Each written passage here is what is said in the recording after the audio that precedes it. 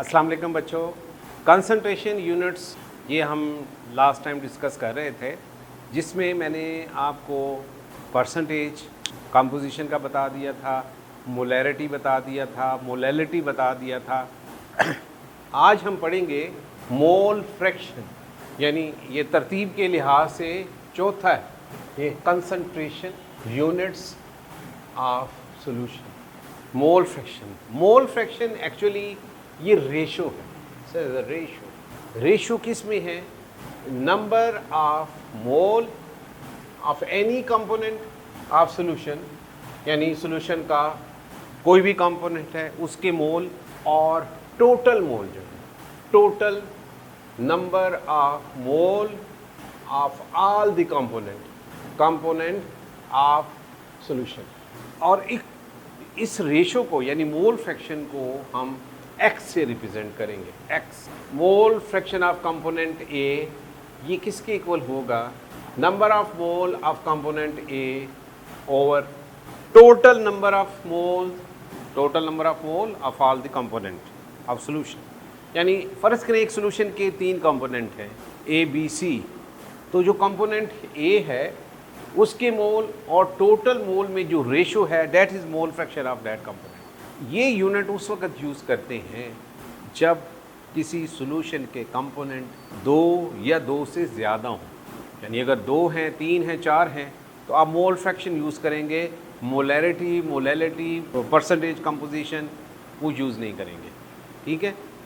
यानी ये जो 3 यूनिट हमने पढ़े हैं ना, कौन कौन से हमने पढ़े? परसेंटेज कंपोजिशन, इससे पहले जो पढ़ चुके हैं, मोलैरिटी और मोलैलिटी। ये जो 3 यूनिट हैं ये हैं only for binary solution. Binary solution किस सॉल्यूशन को कहते हैं? ऐसा सॉल्यूशन जिसके 2 कंपोनेंट हो, यानी इसमें एक जो है सॉल्यूट हो और दूसरा जो है सॉल्वेंट हो, तो इनके लिए ये यूज़ करते हैं। लेकिन बाज़ दफ़ा सॉल्यूशन जो होता है उसके 2 से ज़्यादा कंपोनेंट भी होते हैं, तो उस सूरत में फिर हम मोलैरिटी नहीं यूज़ करेंगे, मोलैलिटी यूज़ नहीं करेंगे, परसेंटेज कंपोजिशन नहीं होगी, फिर हम मोल फ्रैक्शन यूज़ करेंगे, ठीक है। मोल फ्रैक्शन तो 2 के लिए भी यूज़ किया जा सकता है मोल फ्रैक्शन, यानी इसको अगर आप चाहें तो 2 कंपोनेंट के लिए भी यूज़ कर सकते हैं, लेकिन जब 2 से ज़्यादा होंगे तो फिर इसको नहीं यूज़ करेंगे, मोल फ्रैक्शन को यूज़ करेंगे। यानी मोल फ्रैक्शन दोनों के लिए है, 2 के लिए भी है, 2 से ज़्यादा कंपोनेंट के भी। लेकिन ये जो हैं, जैसे किसी जगह पे जाते हैं ना, लिखा होता है ओनली फॉर लेडीज़, तो ये ओनली फॉर बाइनरी सॉल्यूशन के लिए तीनों। अगर ट्राइनरी क्वॉटरनरी हो गया फिर नहीं, फिर आप मोल फ्रैक्शन यूज़ करेंगे, ठीक है। अब क्योंकि ये फ्रैक्शन है, फ्रैक्शन मोल की फ्रैक्शन है, तो जब आप इन फ्रैक्शन को ऐड करेंगे, मुझे ये बताएं फ्रैक्शन को ऐड करने से क्या आंसर आता है? बताएं जी, ये तो कम से कम पता होना चाहिए। फ्रैक्शन को ऐड करने से आंसर क्या आता है? कोई पता नहीं। फ़र्ज़ करें, चले मैं आपको एक मिसाल देता हूँ। ये रोटी है, ठीक है जी, आपने इसके 2 हिस्से कर दिए, 2 टुकड़े कर दिए, एक ये दूसरा, इसको क्या कहेंगे? क्योंकि 2 किए ना, 1/2, वही ये एक है ना, इसका 1/2 कर दिया, यानी 2 हिस्से कर दिए तो एक हिस्सा 1/2 होगा। अगर 3 हिस्से करेंगे तो 1/3 होगा। अब एक बच्चा कहता है सर मैं 4 हिस्से कर दूं। भाई 4 हिस्से कर दे। 4 हिस्से करने से क्या होगा? 4 हिस्से कर दिए तो ये एक हिस्सा जो होगा ऐसा, ये दूसरा, ये तीसरा और ये चौथा। अब इसको क्या कहेंगे? क्योंकि ये एक रोटी थी ना, इसके 4 हिस्से किए हैं। ये देखें, ये एक रोटी है, ये एक रोटी है, इसके 4, इसको कहेंगे 1/4, 1/4, 1/4, 1/4, यानी ये चौथा हिस्सा है।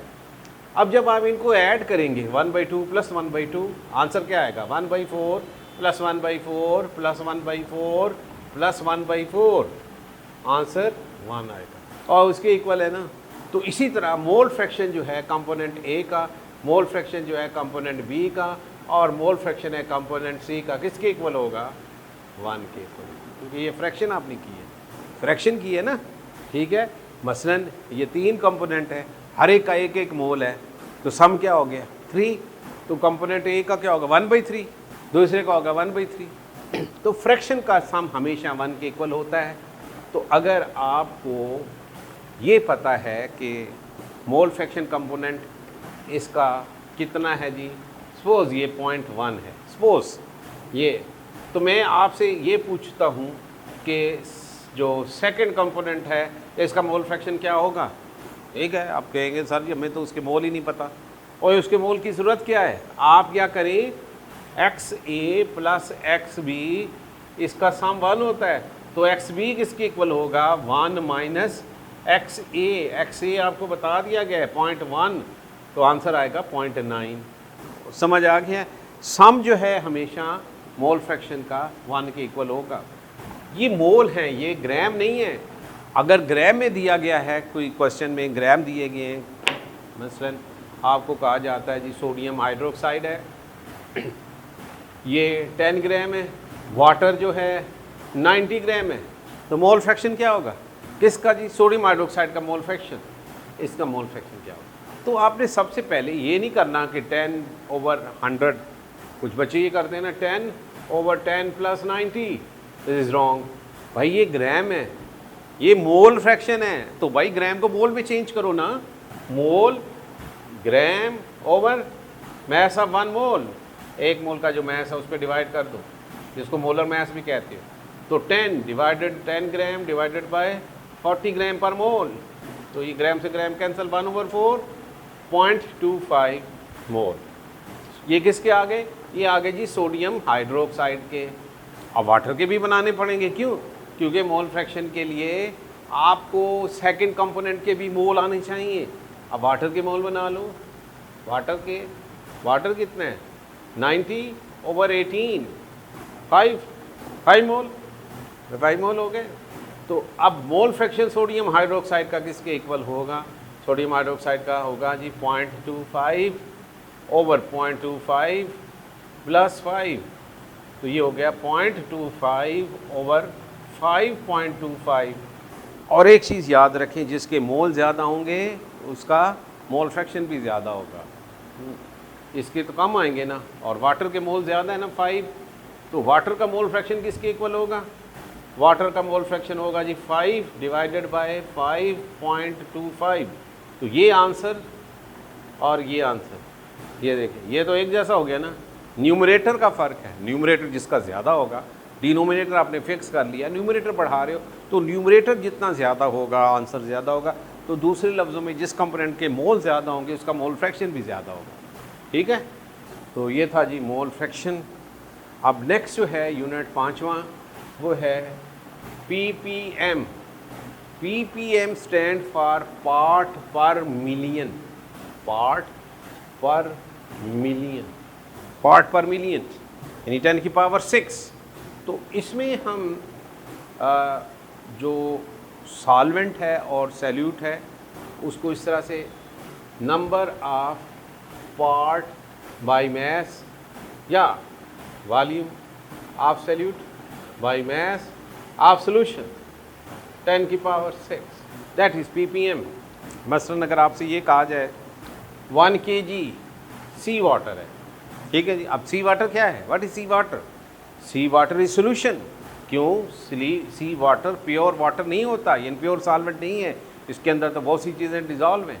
अब सी वाटर में ऑक्सीजन जो डिज़ोल्व है वो है जी 6 × 10⁻⁻⁶ ग्राम, ठीक है। 1 kg सी वाटर में जो ऑक्सीजन डिज़ोल्व है वो 6 × 10⁻⁻⁶। ये कितने PPM है ये हमने फाइंड करना है। तो ये होगा जी PPM, ऑक्सीजन कितनी है 6 × 10⁻⁻⁶। 1 kg है, ये ग्राम है, ये kg है, तो आप क्या करें, इसको ग्राम में कर लेना। 1000 ग्राम सोल्यूशन हो गया ना, ये सल्यूट हो गया, ठीक है। ये दोनों के यूनिट एक जैसे होने चाहिए, ये ग्राम है, ये भी ग्राम में होना चाहिए। अगर ये मिलीलीटर में है तो ये भी मिलीलीटर में होना चाहिए, मल्टीप्लाइड बाई 10⁻⁶। तो ये कैंसिल हो गया इसके साथ, तो ये क्या आ जाएगा जी, ये ग्राम से ग्राम कैंसिल हो गया, तो ये आ गया जी 6 × 10⁻³ PPM, 6 × 10⁻³ PPM, ठीक हो गया। अच्छा PPM है पार्ट पर मिलियन, पीपीबी भी होता है पार्ट पर बिलियन, एंड पीपीटी पार्ट पर ट्रिलियन, और बिलियन ट्रिलियन ये भी हो सकता है ना। तो अगर आपको पीपीबी हो, ऐसे करो, पीपीबी पार्ट पर बिलियन, यही चीज़ आएगी, मल्टीप्लाइड बाई 10 की पावर क्या आएगा, 9 आएगा। पीपीटी ट्रिलियन है, तो ये चीज़ होगी मल्टीप्लाइड बाई 10 की पावर 12, उसे कर दें।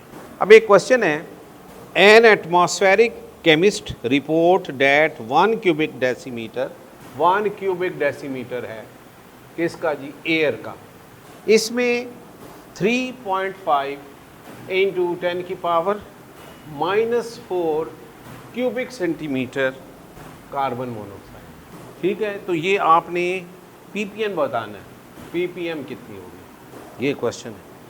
अब आप सबसे पहले तो ये देखिए, एक तो ये फ़र्क है, ये क्यूबिक डेसीमीटर है, ये क्यूबिक सेंटीमीटर है।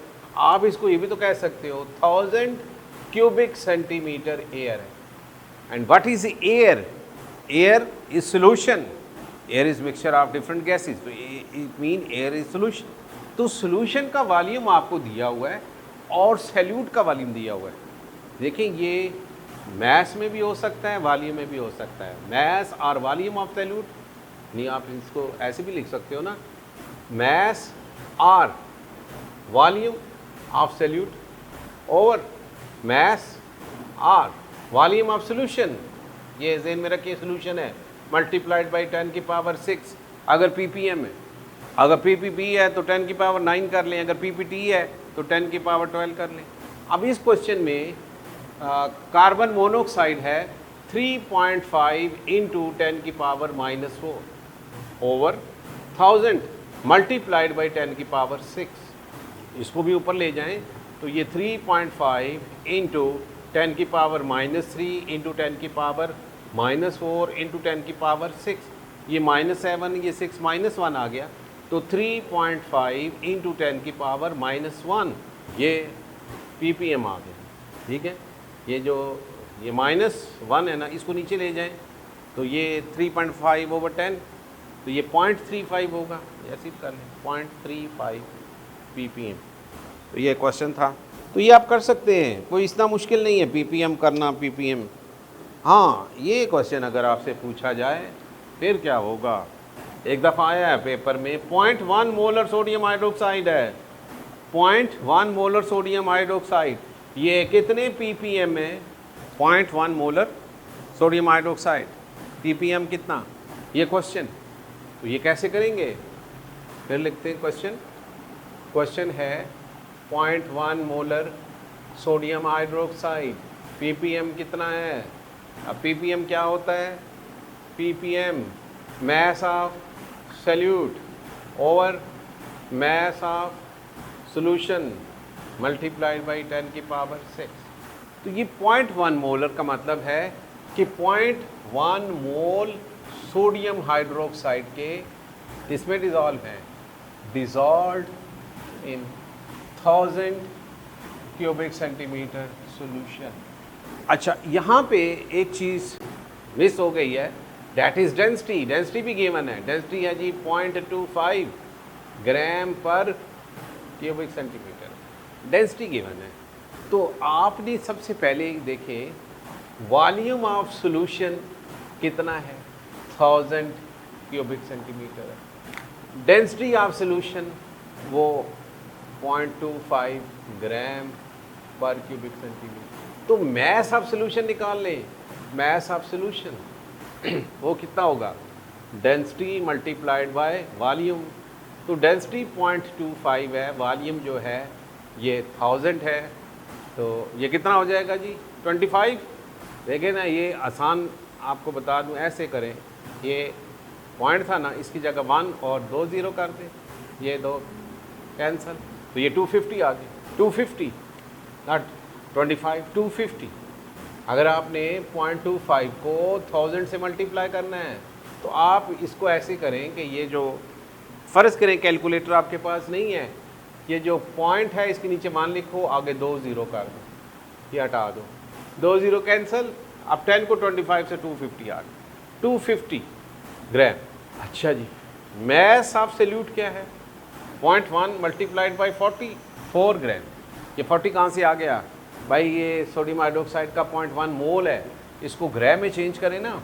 ये इसलिए मैंने चेंज किया है कि फार्मूले में दोनों मैस हैं, तो कितने ppm हो गया? Mass of solute is 4, 250 multiplied by 10 की पावर 6।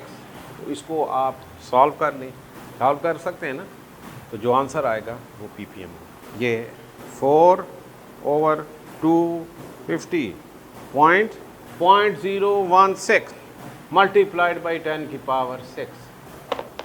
अब इसको आप चेंज करना चाहते हैं, आप इस पॉइंट को यहाँ पर लेकर आना चाहते हैं, यानी 1.6 करना चाहते हो, तो ये 10 की पावर क्या होगा? देखो 1 2 इसमें से माइनस कर दो, 4 हो गया। यानी अगर आप इस डेसिमल पॉइंट को लेफ़्ट से राइट की तरफ ला रहे हो, तो जितने डिजिट्स लाओगे ना उसमें से इतने माइनस कर दो। अगर इसको दूसरी तरफ कर रहे हो तो प्लस कर दे, ठीक है। यानी इस डेसिमल पॉइंट को, ये डेसिमल पॉइंट है, आप फर्ज करो ये, इसको यहाँ से यहाँ लाना चाहते हो, ये 2.5 हो गया, इंटू 10, 1 2 3, ये माइनस में आएगा। यानी अगर आप इस साइड से लेफ़्ट से राइट की तरफ ला रहे हैं तो माइनस करेंगे। ये डेसिमल पॉइंट को बेटा, डेसिमल, ये डेसिमल पॉइंट जो है उसको आप कर रहे हैं, और अगर इसके उलट कर रहे हैं तो प्लस कर दीजिएगा। तो ये आंसर आ गया जी, 1.6 इंटू 10 की पावर 4 ppm। तो अगर इस तरह का क्वेश्चन आ जाए तो आपने इस तरह से सॉल्व करना है। अच्छा जी, इसके बाद का जो टॉपिक है दैट इज़ बड़ा इम्पोर्टेंट टॉपिक है सॉल्यूशन के हवाले से, वो है जी राउट्स लॉ। राउट्स लॉ ये सॉल्यूशन के पॉइंट ऑफ व्यू से बड़ा इम्पोर्टेंट लॉ है, राउट्स लॉ।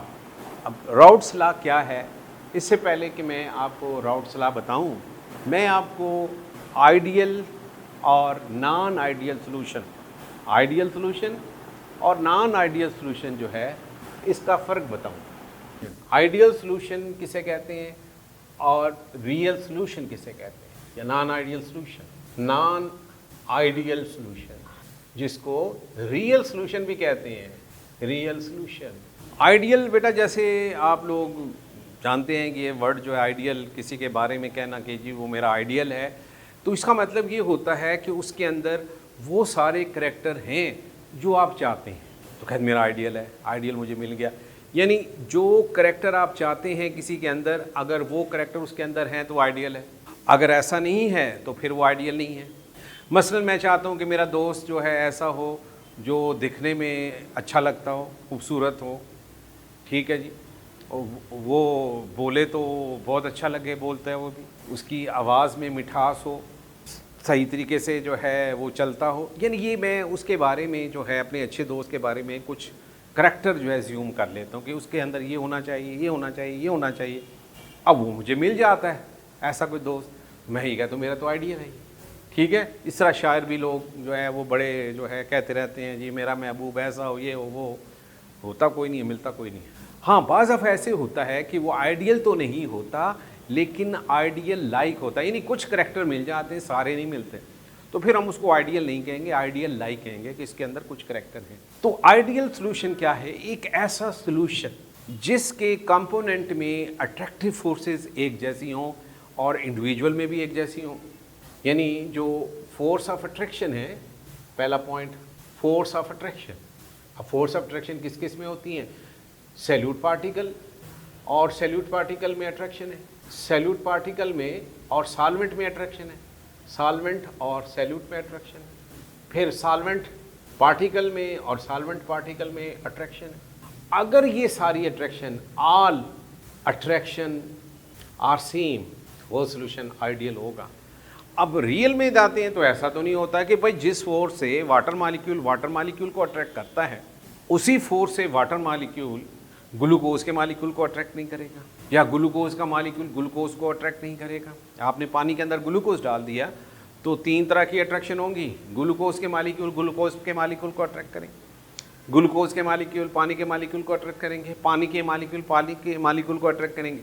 तो ये सारी अट्रैक्शन अगर एक जैसी हैं तो वो आइडियल है, लेकिन रियल में क्या होगा, ये डिफरेंट होंगी, यानी डिफरेंट जो हैं ये फोर्स ऑफ अट्रैक्शन है। दूसरा पॉइंट, जब हम सॉल्वेंट और सैल्यूट को मिलाते हैं तो वॉल्यूम ऑफ सॉल्यूशन जो है, वॉल्यूम ऑफ सॉल्यूशन ये किसके इक्वल होना चाहिए, it must be equal to volume of solute plus volume of solvent. यानी अगर हम 10 ml अल्कोहल लेते हैं और उसमें 90 ml जो है वाटर ऐड करते हैं तो ये क्या होगा जी, 100 आइडियल। लेकिन रियल में ऐसा नहीं होता। अब आप कहेंगे ये कैसा, देखिए जब हम वाटर मालिक्यूल को और अल्कोहल के मालिक्यूल को एक जगह इकट्ठा रखेंगे तो अट्रैक्शन की वजह से थोड़ा सा वॉल्यूम कम होगा, बाज़ दफ़ा रिपल्शन होती है थोड़ी, तो उस रिपल्शन की वजह से वॉल्यूम थोड़ा सा बढ़ जाता है। लेकिन आइडियल केस में ये एक जैसा होगा। रियल में जो है volume of solution is not equal to volume of solute plus volume of solvent, थोड़ा सा फर्क आएगा, मामूली सा भी फर्क तो आ गया ना। अच्छा, आइडियल सॉल्यूशन जब बनता है या इस सॉल्यूशन को जब हम बनाते हैं तो इंथाल्पी चेंज कोई नहीं होती। देखिए ना, इंथाल्पी चेंज ज़ीरो सूरत में होती है जब ये सारी अट्रैक्शन एक जैसी हों। अब अगर अट्रैक्शन एक जैसी नहीं है तो फिर रियल में कैसा होगा, रियल में ये जो इंथाल्पी चेंज है, enthalpy of solution this is not equal to zero, यानी सॉल्यूशन की इंथाल्पी ज़ीरो नहीं है। जब हम सपोज अपने जो है एसिड और पानी को मिला लिया, सॉल्यूशन बन गया ना, सल्फ्यूरिक एसिड और पानी मिलाया सॉल्यूशन बना है, सल्फ्यूरिक एसिड का सोडियम हाइड्रोक्साइड को और पानी को मिलाया सॉल्यूशन बन गया। तो इन केसेस में क्या होगा, कंटेनर गर्म हो जाते हैं। क्यों गर्म हो जाते हैं, इसलिए कि सॉल्यूशन बनने में हीट इवॉल्व हुई है। बाज़ दफ़ा ऐसे भी होता है कि कंटेनर ठंडे हो जाते हैं, क्यों, सॉल्यूशन बनाने में हीट एब्जॉर्ब हुई है। तो इंथाल्पी चेंज जो है सॉल्यूशन की जब वो बनेगा सॉल्वेंट और सैल्यूट की कॉम्बिनेशन से, वो कभी ज़ीरो नहीं होगी, या पॉजिटिव होगी या नेगेटिव होगी। ठीक है, it may be positive, it may be positive और नेगेटिव। क्लियर। और आखिरी जो पॉइंट है वो ये है, ideal solution routes law obey करते हैं। आइडियल सॉल्यूशन कौन से होते हैं, ये राउट्स लॉ ओबे करते हैं। Ideal solution is that solution which obey Raoult's law, यानी ये राउट्स लॉ ओबे करता है आइडियल सॉल्यूशन। और जो रियल सॉल्यूशन या नॉन आइडियल सॉल्यूशन होते हैं, इट शो पॉजिटिव और negative deviation from routes law, कि राउट्स लॉ से ये पॉजिटिवली या नेगेटिवली डेविएट करेंगे। Thank you.